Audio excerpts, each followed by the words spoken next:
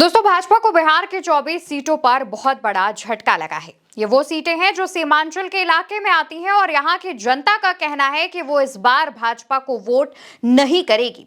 आखिर ऐसा क्या हुआ है, उस पर विस्तार से बात करेंगे, लेकिन उससे पहले दैनिक भास्कर की एक रिपोर्ट पर नजर डालिए, जिसमें साफ साफ शब्दों में लिखा है, पूर्णिया एयरपोर्ट के लिए जमीन दी, अब गुस्से में गांव वाले, मुआवजा न देने का आरोप, क्या सीमांचल की 24 सीटों पर बीजेपी का खेल बिगड़ेगा। इस खबर के मुताबिक दोस्तों, पूर्णिया में बने एयरपोर्ट के लिए गांव वालों ने अपनी जमीन तो दे दी, लेकिन सरकार ने अब तक उनको मुआवजा नहीं दिया है।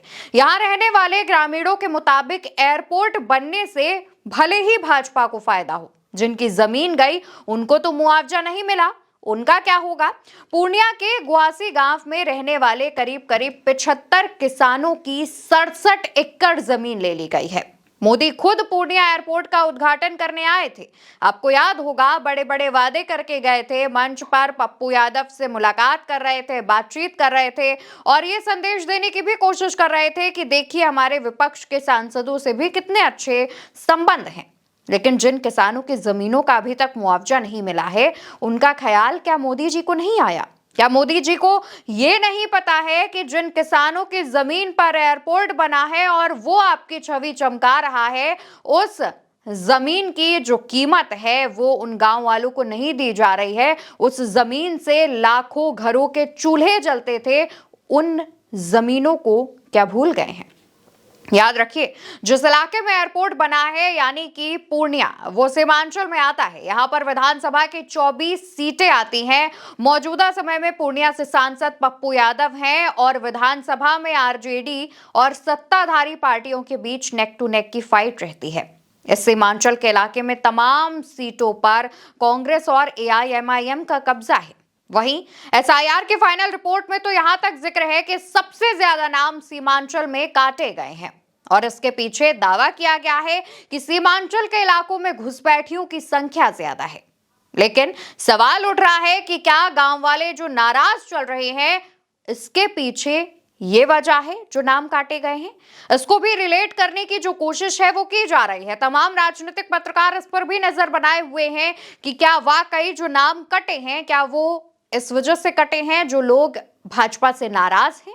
खैर, खबर के मुताबिक एयरपोर्ट दीवार के ठीक पीछे गुआसी गांव बसा है। गांव वालों का आरोप है कि उनकी मर्जी के बिना जमीन ले ली गई। कई रेसिडेंशियल लैंड की खेती की जमीन बता दिया गया है, इसलिए गांव वालों ने अब तक मुआवजा नहीं लिया। गांव वालों के मुताबिक जमीन लेने के समय सरकार की तरफ से कहा गया था कि 15 लाख रुपए का भाव देंगे और अब मौजूदा समय में जब जमीन ली जा चुकी है, तब 70,000 के हिसाब से पैसे लेने का दबाव बनाया जा रहा है। इसलिए गांव वाले पैसे नहीं ले रहे हैं, बल्कि वो पटना हाई कोर्ट पहुंच गए हैं।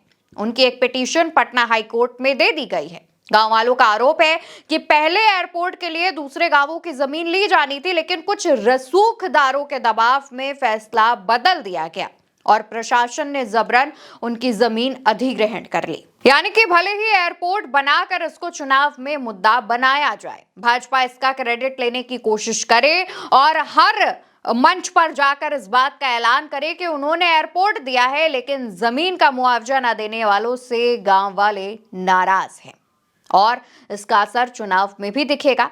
अब अगर हम चुनावों की बात कर रहे हैं तो चुनावी समीकरण की बात ना करें, ऐसा हो नहीं सकता। इसलिए सीमांचल के इलाके पर बात करते हैं, जिसमें 4 लोकसभा सीटें आती हैं, जैसे कि पूर्णिया, कटिहार, अररिया और किशनगंज। इन 4 लोकसभा सीटों में पूर्णिया और कटिहार में 7-7 विधानसभा सीटें हैं, अररिया में 6 और किशनगंज में 4 सीटें आती हैं। पिछले लोकसभा और विधानसभा चुनावों की बात करें तो यहां पर भाजपा कमजोर रही है। कई बार के चुनावों में भाजपा और महागठबंधन के बीच नेक टू नेक फाइट रही है और भाजपा यहां चुनाव हारी है। यहां पर भले ही जेडीयू कुछ मात्रा में मजबूत हो, लेकिन भाजपा यहां पर कई बार पटखनी खा चुकी है। और इस बार जिस तरीके से राहुल और तेजस्वी की वोटर अधिकार यात्रा इन तमाम जिलों से निकली है, इन तमाम क्षेत्रों को कवर किया है, ऐसे में माना जा रहा है कि इस बार का चुनाव भी भाजपा के लिए आसान नहीं होने वाला है। और अब गांव वालों की नाराजगी के बाद तो और ज्यादा भाजपा की जो मुश्किलें हैं वो बढ़ गई हैं। दोस्तों, एक तरफ जहां बिहार में एसआईआर वोट चोरी के मुद्दे को लेकर के भाजपा पहले से ही घिरी हुई है, उसके बाद इस तरीके से सीमांचल के इलाकों में गांव वालों की नाराजगी जो कि सीधे सीधे 20 से ज्यादा सीटों पर असर डाल सकती है, ये भाजपा के लिए टेढ़ी खीर साबित होने वाला है। माना जा रहा है कि अगर भाजपा ने इस नाराजगी को मैनेज नहीं किया तो सीमांचल की ये सभी सीटें महागठबंधन के खाते में जा सकती हैं और इसका फायदा साफ तौर पर सरकार बनाने के समय मिल सकता है। आपको क्या लगता है, जिस तरीके से बिहार में जनता की नाराजगी सामने आ रही है, वो इस बार का चुनाव भाजपा के लिए आसान करेगी या फिर मुश्किलें बढ़ा देगी? आपका जो भी जवाब हो कमेंट सेक्शन में बताइएगा और साथ ही उल्टा चश्मा यूसी को सब्सक्राइब करिएगा। नमस्कार।